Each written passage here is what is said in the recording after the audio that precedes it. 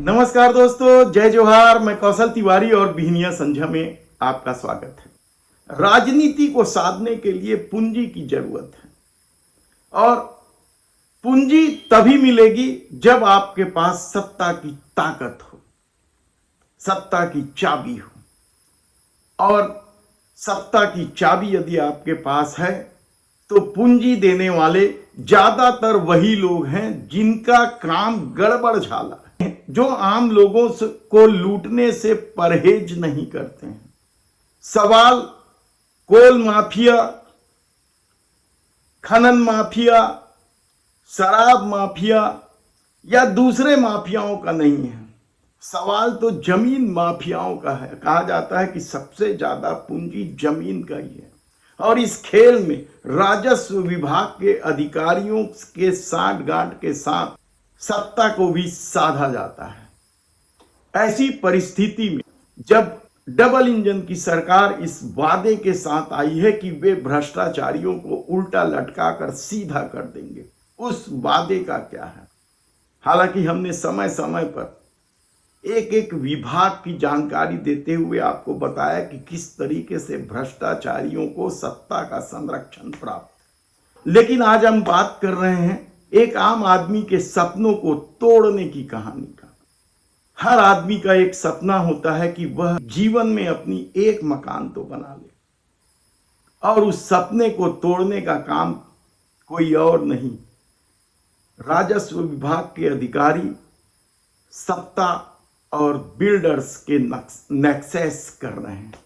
छत्तीसगढ़ में तो कम से कम यही हो रहा है। हालांकि बिल्डरों के लूट की कहानी नई नहीं है, वादे किए जाते हैं एक से बढ़कर एक, लेकिन जब आदमी मकान खरीदता है तो अपने को ठगा सा महसूस करता है। और शायद यही वजह है कि 2017 में रेरा नामक एक संस्था बनाई गई थी जो बिल्डरों के इन वादों के खिलाफ जाने पर कड़ी कार्रवाई की जाती है। लेकिन क्या छत्तीसगढ़ में यह हो रहा? 2017 में रेरा का गठन तो हुआ है और उसके बाद बिल्डरों के खिलाफ शिकायतों की फेहरिस्त सामने आने लगी।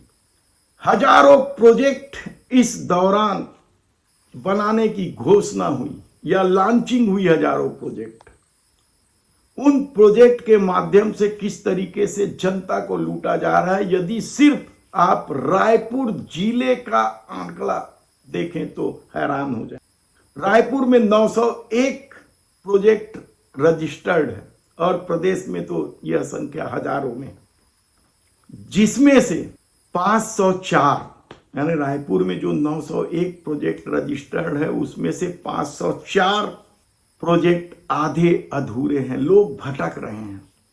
और प्रदेश में इनकी संख्या का अंदाजा आप खुद लगाइए। और इन बिल्डरों के खिलाफ कई नामचीन बिल्डर्स हैं।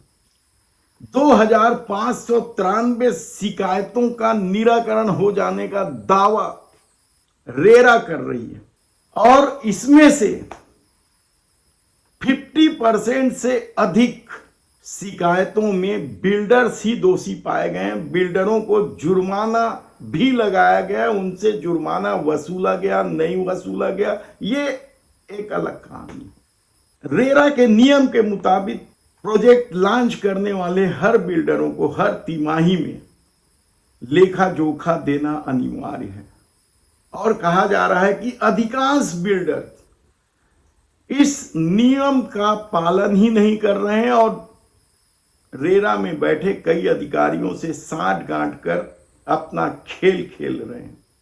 आम आदमी अब भी परेशान है, तो फिर भ्रष्टाचारियों को उल्टा लटकाकर सीधा कर देने के दावे या सबका साथ सबके विकास का जुमला किस कदर छत्तीसगढ़ में कम से कम बिल्डर्स के मामले में तो सामने आ ही रहे हैं। देखना है कि आने वाले दिनों में और किस किस तरह का खेल यह सत्ता करती है।